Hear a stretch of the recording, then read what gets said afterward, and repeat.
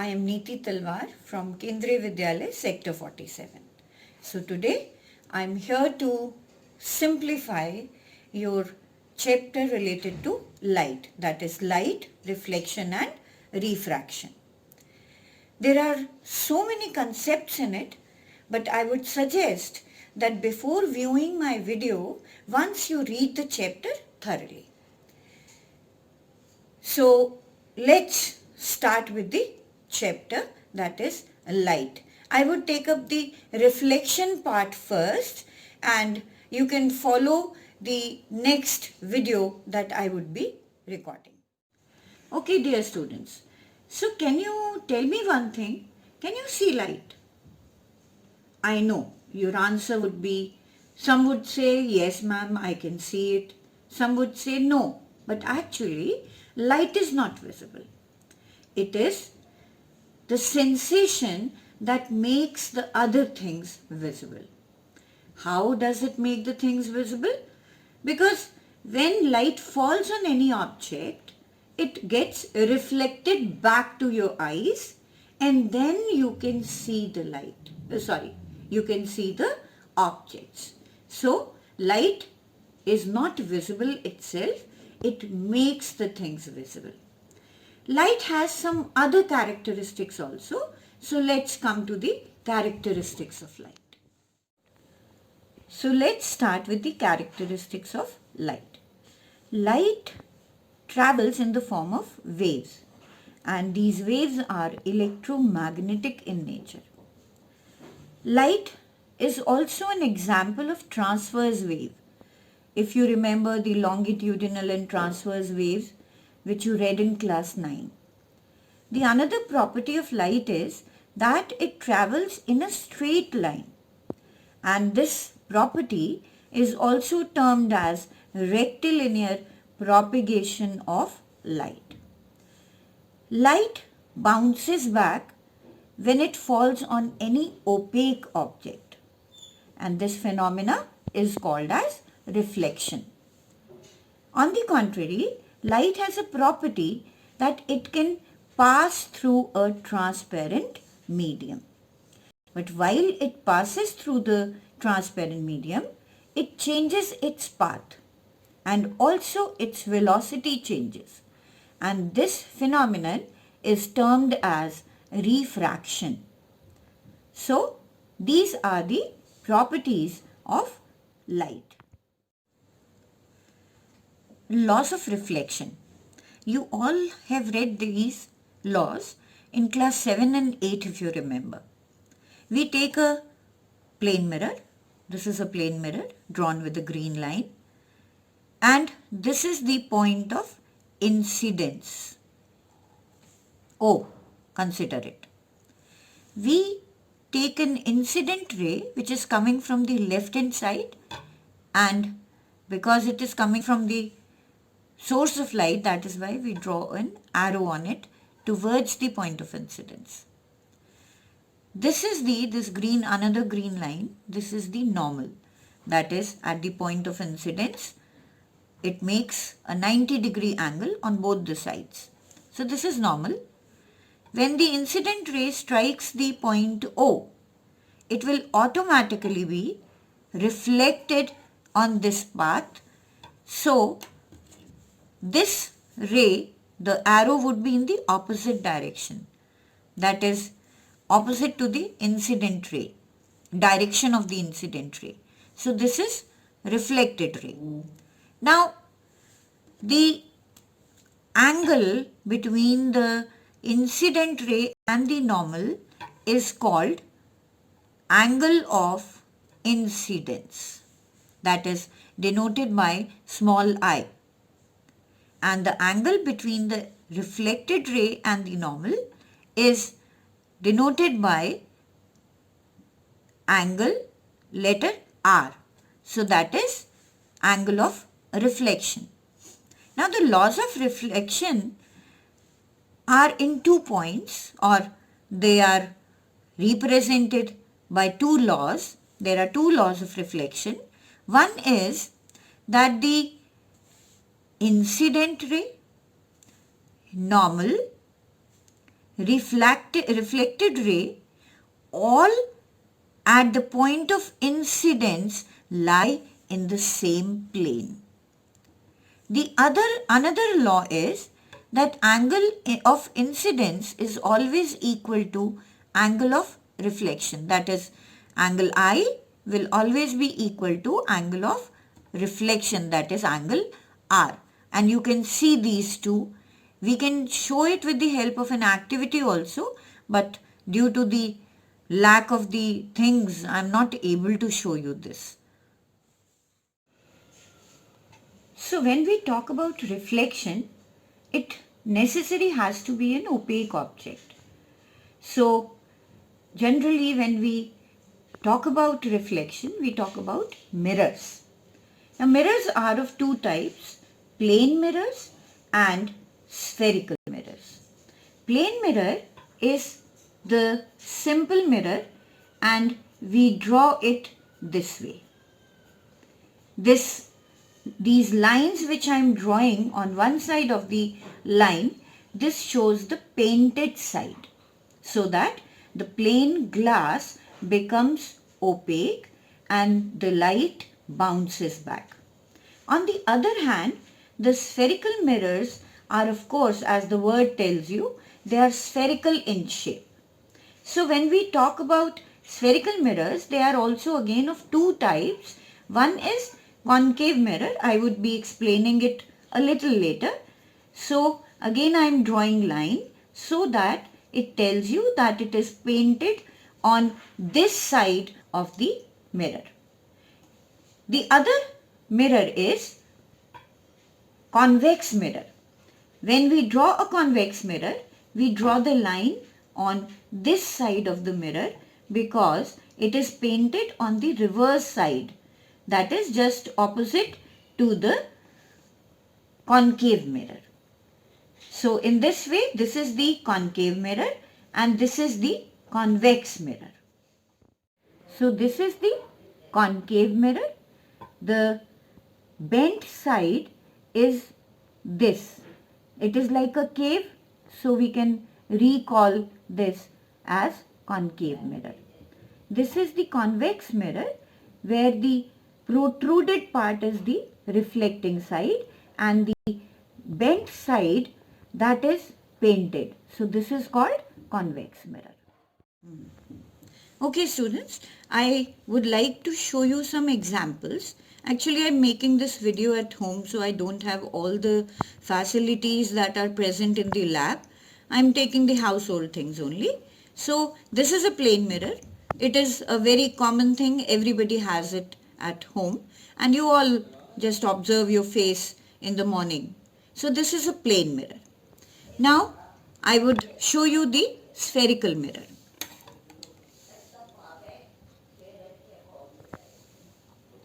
How the spherical mirror is made. See, supposing I have an orange and this orange is hollow from inside. Now consider it as a glass ball, a hollow glass ball, and I cut a slice of that ball like this. Now you can see it has two parts. Now this part, which is in my right hand, is the mirror. Now this part, if I paint, you can see that this is the hollow part or this is a cave part and this is the elevated part. If I take this part of the glass piece, you have to consider it as a glass piece only. If I paint the inner side of this glass piece, then what will happen? This will become the opaque part, but this would be reflecting from this side. So you can imagine this would become a convex mirror. Getting my point? Now, if I do the opposite thing, I paint this part of the slice. Now, this part is painted with any color. and then this will become the opaque part, but this part of the mirror would become reflecting. So this would be an example of a concave mirror. I'll show you another example. A very common example is a spoon. You all have a spoon or a serving spoon, but it should be a little new one, because in a new spoon you can see the reflection. Now in both the things which I am holding in my hand, this part is the concave side, that is, you can see the cave part. So this is a concave mirror, and this is the elevated part. So this is the convex part of the spoon. Another example, I have halwa plates at home. Suppose this is again a sphere and I cut it into two parts. So you can see these two parts very clearly. Now what I did, I painted one of the halwa plate from inside. Now what will happen? The light will fall on this surface and will bounce back. But if I take this side, this will be the shining part of the plate. So this would act as a reflecting surface. So if I keep this like this, then it would act as a convex mirror. What I did on the other halwa plate, I painted the convex part of it, and the inner side of the plate I did not paint. So now the reflecting side is this. So this is a concave mirror. So we can keep it like this. This is concave mirror, right? And this is the convex mirror. Okay, so once again, with the help of the diagram, this is the hollow sphere of the glass from which the mirror is cut. So if we paint this side of the glass piece, then it becomes the concave mirror. But if on the contrary, we paint the inner side of the glass plate, then it becomes the convex mirror. Now these two mirrors, just because of their spherical nature, have different properties that I would be discussing later. Now we'll just talk about some terms that are associated with the mirrors.